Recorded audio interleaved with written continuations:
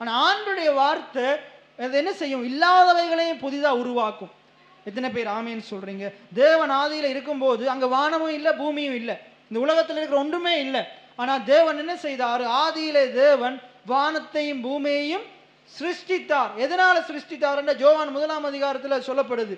எதனால சிருஷ்டித்தார்? வார்த்தையினால சிருஷ்டித்தார்.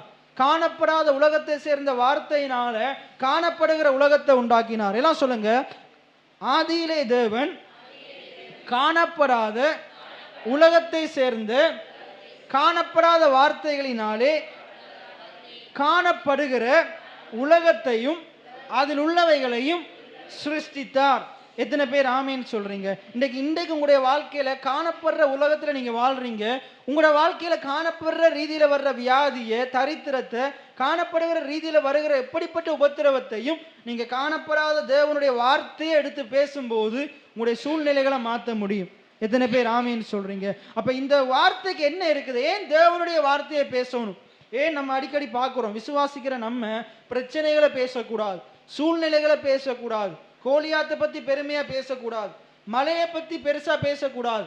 ஏன் நாங்க தேவனுடைய வார்த்தையை பேசணும்டா? தேவனுடைய வார்த்தை அது எப்படிப்பட்டதுன்றா இல்லாதவைகளை இருக்கிற விதமா கொண்டு வரக்கூடியது. எத்தனை பேர் ஆமேன்னு சொல்றீங்க? மரித்து போன காரியத்தை உயிர்ப்பிக்க கூடியது. என்ன, சாராலும் ஆபிரகாமும் செத்த கற்பத்தை பத்தியே பேசி கொண்டிருக்க வரைக்கும் என்ன 99 வருஷமா செத்த கற்பத்தையே பேசி கொண்டிருந்ததாலே எதுவுமே மாறல, இருக்கிற நிலைமையில் அப்படியே இருந்தாங்க. எப்போ வாயை திறந்து நான் அநேக ஜாதிகளுக்கு தகப்பன் என்று சொல்ல ஆரம்பித்தாங்களோ அப்ப செத்த கற்பம் திறக்கப்பட்டது. எத்தனை பேர் ஆமேன்னு சொல்றீங்க? அந்த கற்பம் உயிரடைந்தது. எத்தனை பேர் ஆமேன்னு சொல்றீங்க? எசேக்கியேல் ஆண்டவர் எசேக்கியேல் புத்தகத்தில் 37ஆம் அதிகாரத்தில் அந்த மனுபுத்திரனை பார்த்து சொல்றாரு, அந்த